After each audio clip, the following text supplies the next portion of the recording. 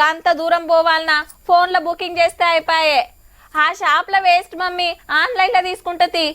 బిర్యానీ తినాలంటే హోటల్కే పోవాలనా 10 నిమిషాలలో ఇంటికే వస్తుంది. నువ్వు చేతులు కడుక్కొని కూసో. మమ్మీ కొత్త డ్రెస్ బుక్ చేసిన, ఎట్లుంది? ఫోన్ తీసుడు, ఆర్డర్ పెట్టుడు. కానీ ఆటంతట అవే ఇంటికి నడుచుకుంటా రావు కదా, ఎవరో ఒకళ్ళు తీసుకొచ్చి ఇయ్యాలే. అగో గాళ్ళ గురించే గీ వార్త. ఫుడ్ డెలివరీ అన్నలకు మంచి రోజులు రాబోతున్నాయి, క్యాబ్ డ్రైవర్ అన్నలు ఖుషిగా పోతున్నారు. సర్కార్ వాళ్ళు సపరేట్ బిల్లు తయారు చేసిండ్రు. మళ్ళా జప్పున్నే క్యాబినెట్ లోకే వేసి చట్టం చేస్తారట.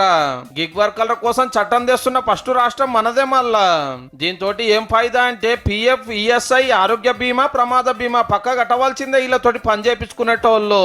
మళ్ళా పొంటెల కమానం డ్యూటీలు అంటే నడవది. అందరిలోకి 8 గంటలే, ఎక్కువైతే ఓటీ కట్టియాలి.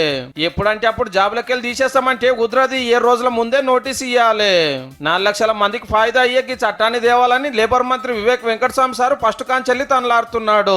మంచి చెడ్డలు అరుచుకోవడానికి సంక్షేమ బోర్డు కూడా పెడతారట.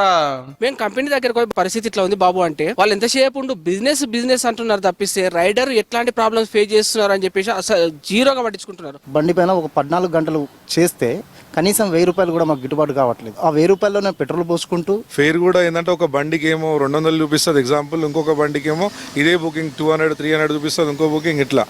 ఇట్లా కూడా కొంచెం ప్రాబ్లమ్స్ అవుతున్నాయి. మినిమం వైజ్ ఒక యూనిఫామిక్ ఫేర్, ఒక ఫేర్ అనేది కనుక తీసుకొని వస్తే ఒకటే దూరానికి ఒక బైక్ లో ఒక రేటు, ఇంకో బైక్ లో ఇంకో రేటు.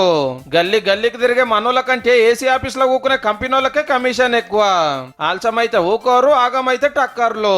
మన కోసం ఎండల వానల పగలు రాత్రి అనే తేడా లేకుండా తిరుగుతూనే ఉన్నా ఇన్నేళ్ళు ఎవరు పట్టించుకోకుంటే ఈ గవర్నమెంట్ ముంగట్టుకొచ్చింది.